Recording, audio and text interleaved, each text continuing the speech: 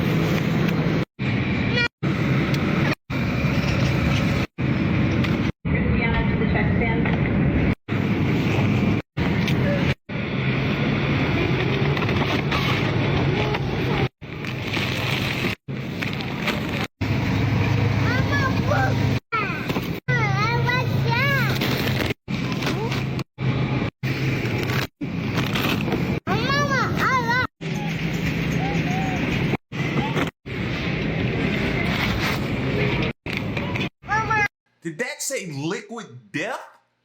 What? Let me let the video finish. What? And my total was $151.79. Go do our... That's pretty good. That's pretty good. Don't y'all be all judgmental about what she bought. I know how some of y'all are. Come on now. Chill, bro. Because we all going to be eating a specific type of way. You think that healthy eating you eating right now going to last? I'm going to have to go back to eating that bad stuff. But What is liquid death, bro? I've never seen that before. Somebody fill me in. I don't want to drink it though. I don't want to drink nothing that says liquid death, by the way. You know what I mean? I'm at that age now to where that matters. Maybe in my younger years, I'd have been all for it. That, for Loco, give them to me. Now, no. So on the internet, they I saw this. Christian sent it to me, and he was like, "What is this What is going on here?" Wow. And on the internet, everybody's like, "What is going on?" You know, I'm not going to say that I'm cooler than the internet. I'm not cooler than the internet, but this has been here for like a really, really, really long time. But this is one of the things that you see from the helicopter that you just kind of look at and go, "Huh, somebody's down there." That's where the helpers are, I guess, because look at all the help. And for a while there, I thought people were going to change it to kelp, but they didn't. It's just it always says help down there, but it's on the internet right now, and everybody's like, "What is going on?" But is someone It's been asking there for for a help? while. This is concerning. Yeah, it's concerning, Stu. What's going on? Well, I don't think anybody. I hope nobody's down there. I hope there isn't like a if they shipwrecked did, person they don't down need there. anymore. You know, It's been a while. They wrote it again and again. living with a volleyball. You know, maybe perhaps over here by some of the wreckage. You know, maybe he's living there with his volleyball, talking to him. Oh, No, yeah, I don't know what Wilson. I don't know what that's all about. I don't know. I don't know. I don't know. But it's been there for a while. Disturbing. And I don't think so. I think it's just somebody having fun, spelling out the word "help" all over the place with the abandoned wood. But anyway, if you see it on the internet, now you can say, "Well, we saw it. We saw it on Fox first." So, Yeah, But anyway, it's in downtown Los Angeles. It's been there for a while, and there. It's just is. It just is. It's just a thing that is. Maybe it's a sign that we have to help each other. Or help ourselves. Or they're And writing help ourselves. Yeah, the lyrics to help. I need somebody. Help. It's a great Doesn't song. anybody- Help. Listen, Stu, I'm going to help you out here. Yes. No, I don't know. I have nothing. I'm just trying to move on. So on the So the fact that it's been there a long time makes it okay. It's just, and we're wrong. Us on the internet that see it have no context to it and think somebody's probably writing that out because they need help. But we're the ones that there's something wrong with us. No, bro. Just because it's been there for a long time, we've all seen the news stories to where people have been kidnapped for years, 10 years, decades, 14 years, 15 years, and finally escaped one day randomly after all that time. Just because it's been there a long time, it doesn't mean somebody isn't asking for help, bro. They should investigate that and really make sure it's nothing before we just say, "Oh, it's been there for a long time." I'm sure by now you have seen the aerial view of North Mission Road in LA. It's going viral. If you don't know what I'm talking about, I'm about to show you. I also want to mention that if you don't have Google Maps, you're not going to be able to see this on Apple Maps. So over here, I'm going to circle this area. This is where we're going to be looking. This triangle over here is where all those questionable signs, symbols, words, they're all over there. And then right next to it, where my head is over here, that is a shipping container yard. Now, if you are new to this, basically what that means is TRAFFICKING. Not necessarily, not everywhere you go, but honestly, it makes perfect sense once you follow that road that enters into this little nook over here. And over here, where my head is circling, are all of those words and signs and symbols. And I mean, help, ayúdame, tráfico, FBI, LAPD, like, I don't know, like, I'm trying to say things without saying it because I don't want to get kicked off of this app, but also this is why they don't want us to have this app. Plain and simple. Again, so we're following up from that little dirt yard, and there's a road that enters right into the shipping container lot. And honestly, at some point, why do we believe in coincidences? It's right in front of our face. This is no coincidence. I don't know. I'm sure by now you have. Listen, like I said, we've seen this movie before.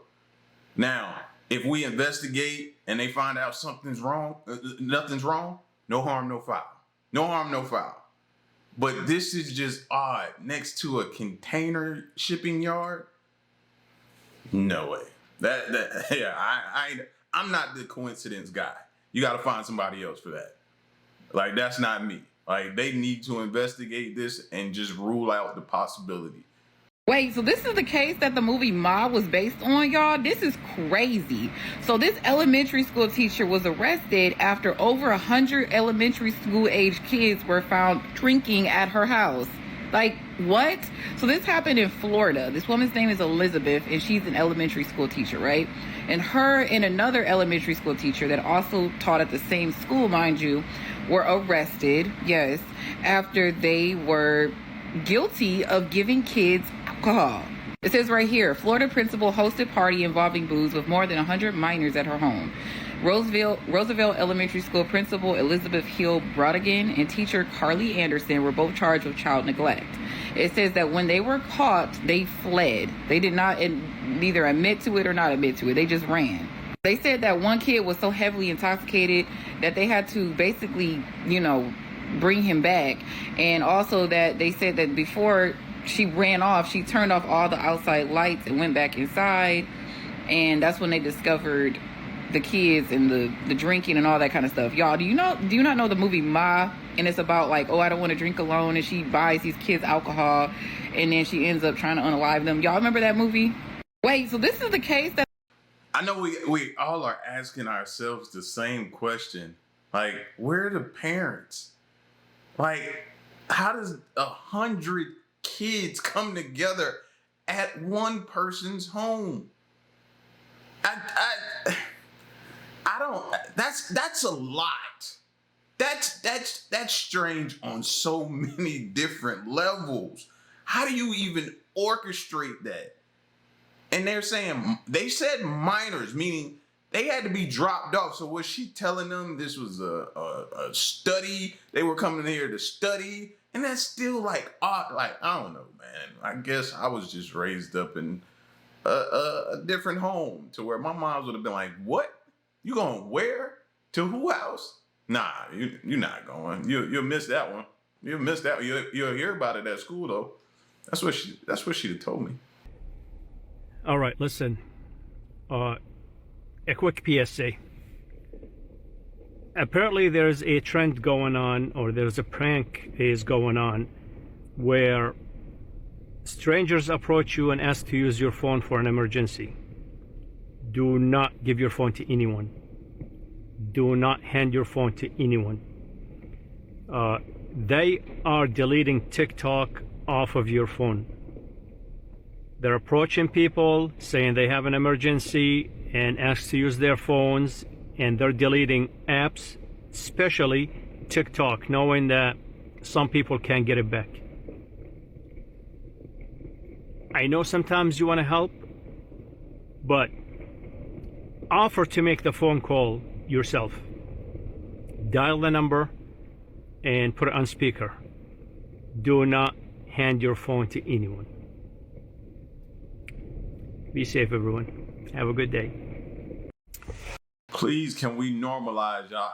And it's sad that we have to be this way, but we have to be this way. Do not give your phone. Do not stop when you're driving for people and stuff like that. It's way too many things happening. I just told y'all about the water boys in Atlanta. And you see what happened with that person, and that person stopped. They snatched the phone. He or she hopped out to run after him. They hopped in the car, drove off, wrecked their vehicle. Like, I know you want to help, and I know it's in all our nature to help somebody in need. But I'm telling you, man, just keep it moving, and I don't know, just pray about it or something. Charmaine wakes up to a man screaming when this was captured. I just woke up. I heard someone screaming outside my window.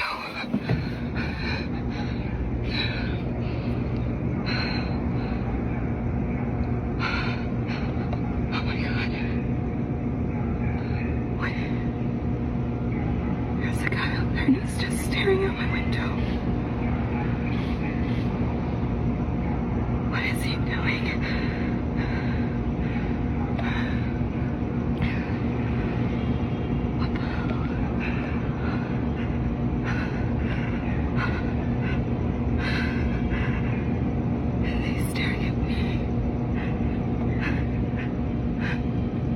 He wouldn't be if you to mind your business, bro. If he out there screaming, it sounds like a personal problem to me. Stop making people's problems your problems, fam. Mind your business.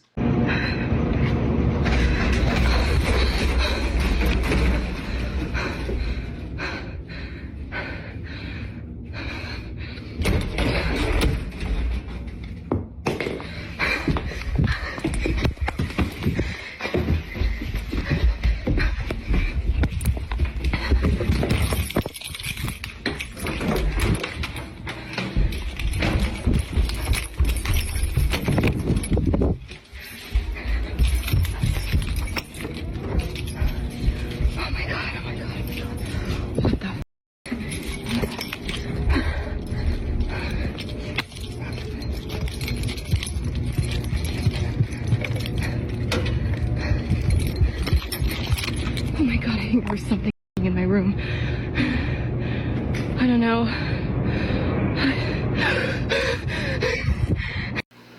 I don't know what it is, man. I don't know. And then if you do decide to leave the house, you just run outside and just stand still, turn your back to the dude that you were investigating earlier. You just turn your back to him and focus on what's in the house. Like, why not just go get in the car now that you're outside? You made the decision to go outside, get in the car and leave. Like the survival skills that people lack, I don't get it. I don't get it. Where did you get your survival skills from? So I never want to shop at that store. I don't. Hello? What is this? This is the plot twist of 2025 that we definitely didn't need. This rare bird flu has been detected in the U.S. for the first time in California on a duck farm. Like, what's really good with California? First is earthquakes, fires, $10 avocados, now this. I'm sorry, but after these last few weeks, I'm feeling like the universe is trolling us right now. Nah, but on a serious note, this could be a big deal if it spreads. So let's just stay informed, wash our hands again, yeah, you, and maybe send a prayer up for them ducks. Because they didn't sign up for this, and neither did we. Like, 2025 got to chill on us, for real, because this is too much. But be safe out there.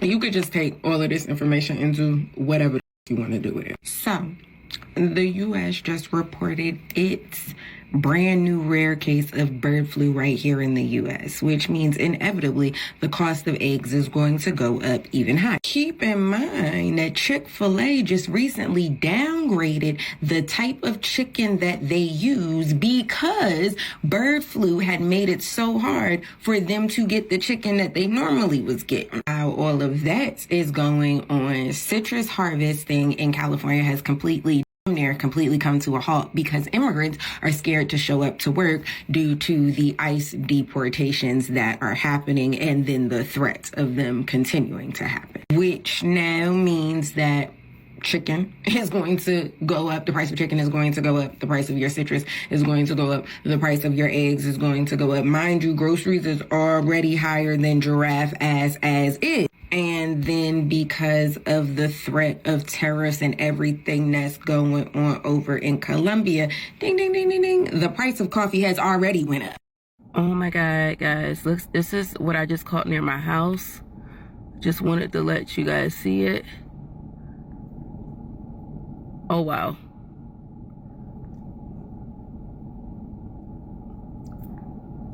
Oh my God. Look at it.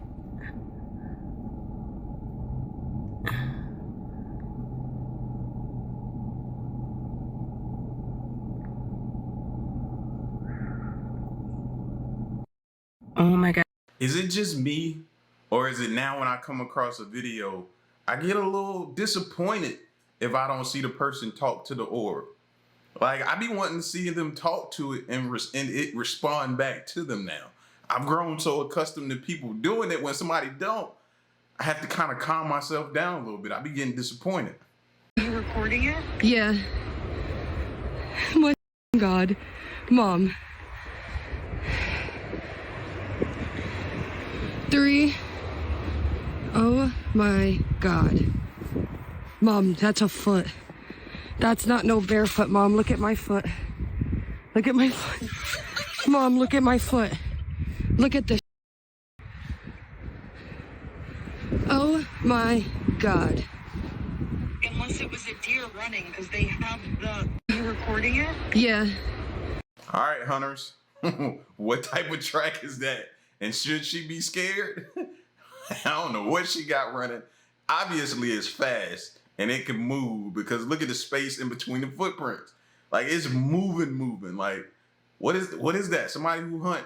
I know y'all will be the first one to comment anyway. Tell me what that is. You have a food or an energy crisis, or God forbid, both at the same time, on top of a health crisis, on top of government incompetence. There is no way a central government holds together in that sort of environment. Now, like I said, Chinese history is rich with ways that can all fall apart. Oftentimes it's based on having this hyper-centralization and an incompetent leader, or incompetent leader cadre, maybe is a better way to phrase that. But how it usually goes is that the North kind of falls in on itself. It falls into famine. It falls into tyranny. You get hundreds of millions of people suffering from malnutrition and then ultimately dying. The coast goes one way. The interior kind of breaks off and shatters. And then the cities of the coast in the south, your Shanghai, your Fujian, your Guangzhou, your Hong Kong, they basically become independent city-states and integrate with foreign powers primarily in order to get food. The Luigi case has created a lot of outcry and a lot of speculation, and the Luigi case has clearly divided a country as far as if he's guilty or not guilty. But what change has actually come from his actions? Has the healthcare industry been, put on the spot? Have we seen any legislation to prevent such a thing from ever happening again? Has the healthcare industry itself actually taken a look at the Luigi case and said, hey, what can we do to prevent something like this from happening? So when I get a comment saying that he saved more lives than he took, I'm just wondering how? Because the Luigi case has sparked a lot of fire and a lot of people are talking about it. But what has actually changed in the healthcare industry since the Luigi case has become such a topic? Leave a comment. Let me know what you guys. Nothing has changed. As a matter of fact, I think they hope we forget about it. I had to go looking for content for this because I was like, you know what? We ain't heard nothing on this. I haven't seen anything. So I was like, we need an update. Something, somebody talking about it. But it's not much. So update. There is someone who's incarcerated in the Pennsylvania prison that he was briefly at who wrote an article about what happened when he was there. Well before Luigi Mangione became a temporary resident here at State Correctional Institution at Huntington, Pennsylvania, he and the crime he alleged to have committed were topics of speculation among the prison population. Through the prison grapevine, I learned that Mangione was held in D rear, or in the rear of D block, a part of the prison where death row prisoners used to be housed. Rather than the orange jumpsuit that is standard issue in here, he was wearing a turtle suit, a blue padded getup, used primarily for prisoners vulnerable to committing self-harm. Every time he was escorted from his cell, D block got locked down. During lockdowns, all prisoner movement is prohibited. Within 48 hours of Mangione's arrival here, cable and broadcast news had set up shop outside the prison. That evening, Ashley Banfield, the host of News Nation's Banfield Show, placed a curious kind of spotlight on this prison. During the nighttime interviews, Banfield realized the prisoners on E Block were watching her show when they shouted and blinked their ceiling lights in response to the conversation she was having from the studio with Alex Capriello, her reporting colleagues in the field. So she started posing questions directly to the prisoners, who responded both vocally out the windows and visually with their cell lights. I haven't heard voices here raised in such raucous unison since February 2018, when the Philadelphia Eagles won the Super Bowl, though it was hard for Capriello to hear anyone shouting from C Block where I live. I suppose people relish the moment to have a voice. The day after the News Nation interview with E Block aired, the prisoner's deputy superintendent threatened everyone in the unit, particularly the guys on the street-facing side, with time in the hole if they yelled from the cell or blinked their lights in the media again. You'll notice in subsequent News Nation interviews outside E Block, the guys that were still vocal, just not so much with the lights, to avoid being traced back to a particular cell. The deputy superintendent's threat was all the act right motivation they needed. Freedom of speech suppressed? Check. Mangione notoriety likely softened the amount of oppression the guards here would usually dispense because they wanted something from him. They wanted stories to share with coworkers and friends and family. Everyone wanted a piece of the biggest crime story in the nation. Now nearly 2,000 of us are part of the story, no matter what. Mangione is and will forever be an SCI Huntington alumnus. His brothers here will intently follow his case as it moves forward through the criminal justice system, all the while telling anyone who'll listen, if it had been them, what they would have done to keep from getting arrested in the first place. This is the Luigi update. I don't know about y'all, but it's just certain places I don't want to be an alumni of. You know what I mean? No disrespect to nobody else. But that's just me. The California wildfires this month have left the future of the thriving and historic Black community of Altadena in doubt. The Eaton fire killed 17 people and destroyed 9,400 structures in the Los Angeles suburb. One extended family of musicians lost almost everything, even the photos and videos that helped shape their story. They owned dozens of homes, but just 2 survived. The Eaton fire took nearly everything from the Ben family.